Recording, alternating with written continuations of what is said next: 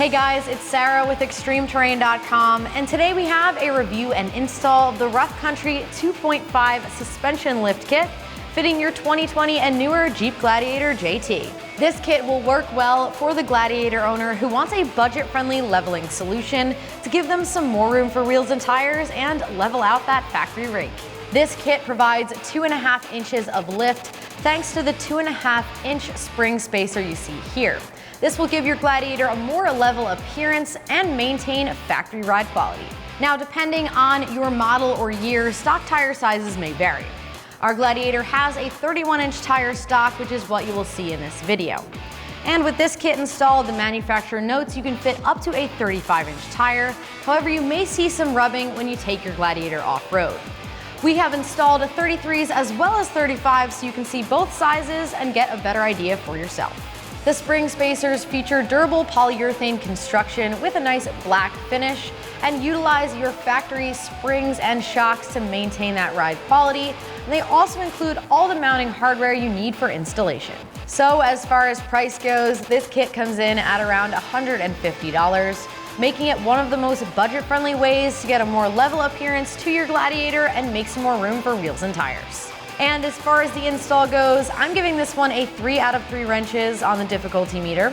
It does feature a direct bolt-up install and can be done within 3 hours, but make sure you get that professional alignment afterwards.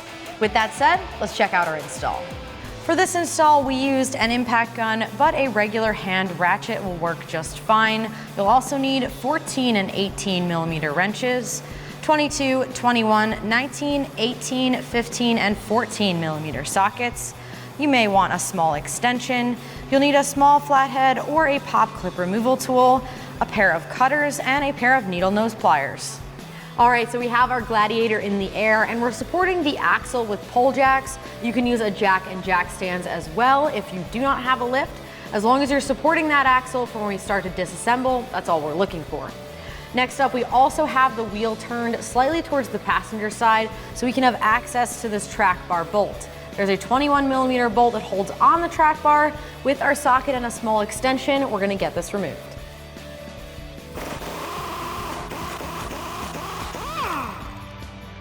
Next up, what we're gonna do is remove the sway bar end link. We're gonna start with the nut up top, grab an 18 millimeter socket and go ahead and get this removed.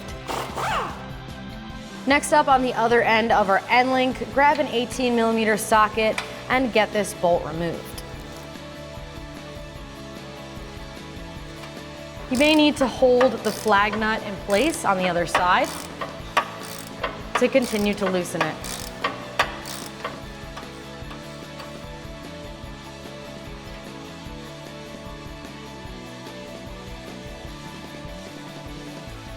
And now with the bolt out, you can go ahead and remove this end link. Next up, we're gonna remove the lower shock bolt. With an 18 millimeter wrench and an 18 millimeter socket, go ahead and get this removed.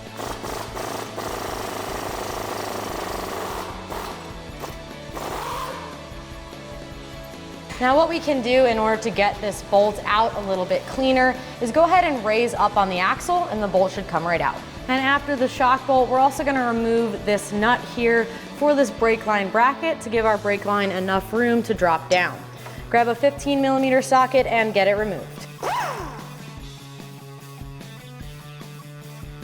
Next up, we're gonna unplug and disconnect both of these pop clips holding on our 4x4 actuator connector and line.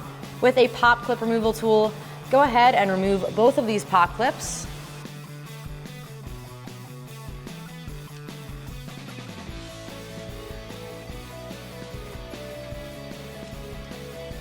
And with both of those pop clips disconnected, we can disconnect the 4-wheel drive actuator connector. I'm just using a flathead to pull back on this clear or white tab. You can use your hand or nail if you like as well. Press down and pull to disconnect. And now we moved over to the driver's side. We're right above the pumpkin here and we need to disconnect this breather line. So with a set of needle nose pliers, we're just gonna pinch this clamp and wiggle the line off.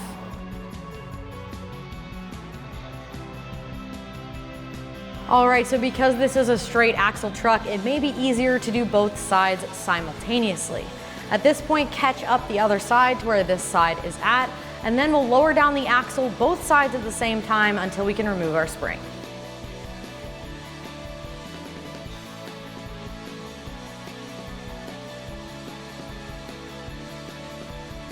And because our sway bar is completely disconnected, we can grab it and push up so it's out of the way.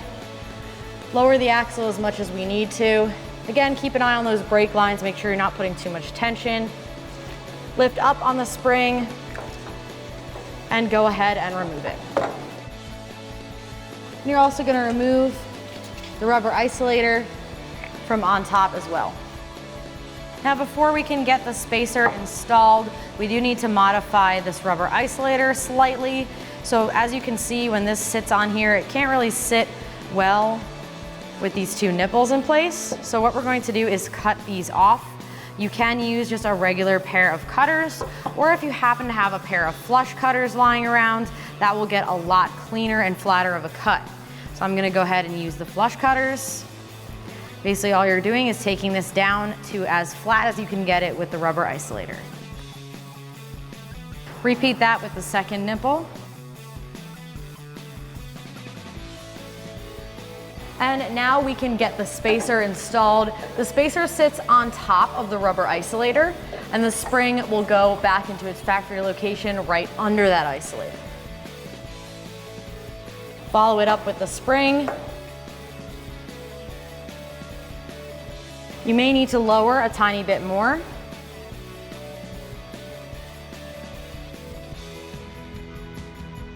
In order to clear that factory bump stop. Now that we have the spring seated in place, before we tighten anything down, we're gonna make sure to get the bump stop extension in there. I did this in 2 steps just because it is a little bit easier than trying to do it all at once. But basically pop your spring off the bottom, slide that bump stop extension in the center there, and go ahead and let your spring rest back down. Now we're gonna use the included hardware. You want a washer as well as your hex bolt through this bump stop extension. And I'm using a 14mm wrench to go underneath and line up the bolt.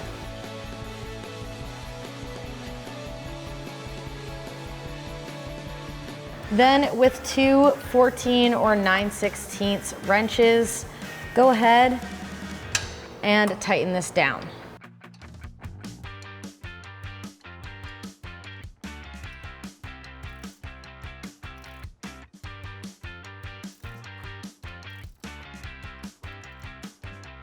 And now that we have the bump stop extension in place and tightened down, we can install the shock mount extension. Go ahead and slide the bracket over top of the factory shock mount, and with your 3/8 hardware, go ahead and thread it in. Now, if it doesn't want to go in cleanly, you can drill this hole out, but it looks like our hardware is gonna go in just fine.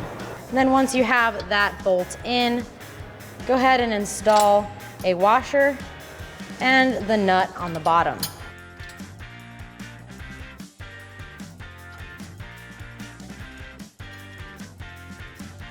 And then we can install the factory hardware into where the factory bolt would mount. So what you're gonna do is install that crush sleeve in between, grab the factory bolt, line it up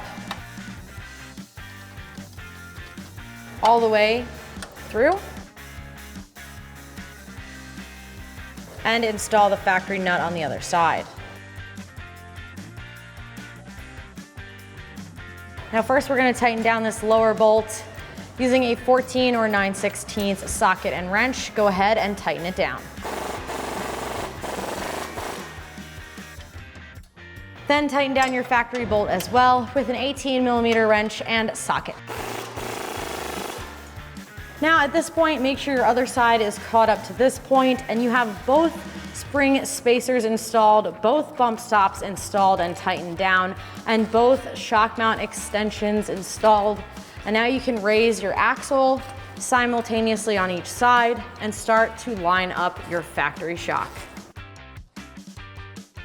So you're gonna be lining up your shock with that opening in the extension. Just go ahead and line it as you raise up.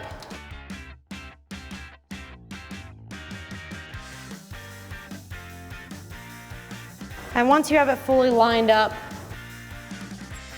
Grab the included hardware with a washer and the included nut and get it installed through your shock.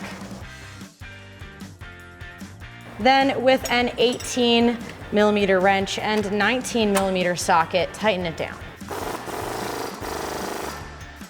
And before we can get our new end link installed, I wanted to check it out side by side with your factory so you guys can see the differences. Now, most obvious is that this one is longer than your factory, so this doesn't actually provide any lift, but it is a nice feature to have over kits that don't offer one that's longer.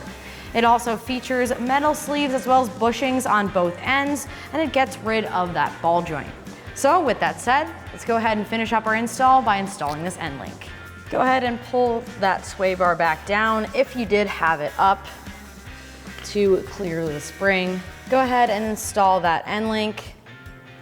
Ensure that you have the proper side that lines up with both the factory mounts and the top sway bar. Go ahead and reinstall your factory hardware on the bottom.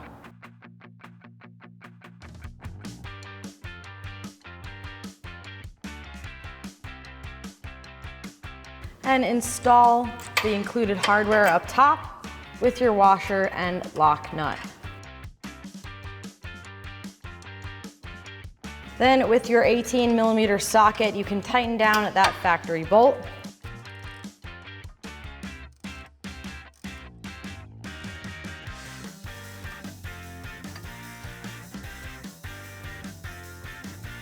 And then with your 18mm socket and wrench, go ahead and tighten down the hardware on the top.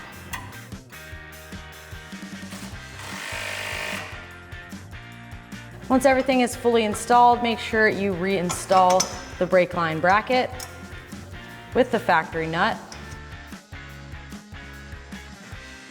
And with your 15mm socket, tighten it down. Also reattach the pop clips for the four-wheel drive actuator line. Then plug the four-wheel drive actuator back in and make sure you press in that white tab. And make sure you also reinstall your breather line on the driver's side. We're using our needle nose to compress the clamp, and then we're just sort of working it in place. All right, so we have our Jeep on the ground, we have the wheels on it, and the last thing that we're gonna do is install the bolts into the end of our track bar. Now we have a friend helping us inside the Jeep so we can line this up. So we're gonna go ahead and have them turn the wheel.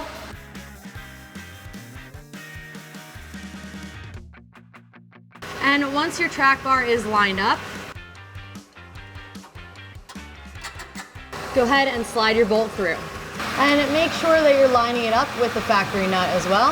Go ahead and thread it in.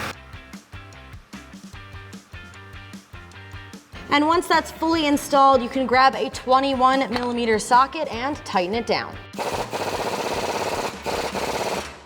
And now that we have our passenger side all buttoned up, if you haven't been doing them simultaneously, make sure you catch your driver's side up to this point as well.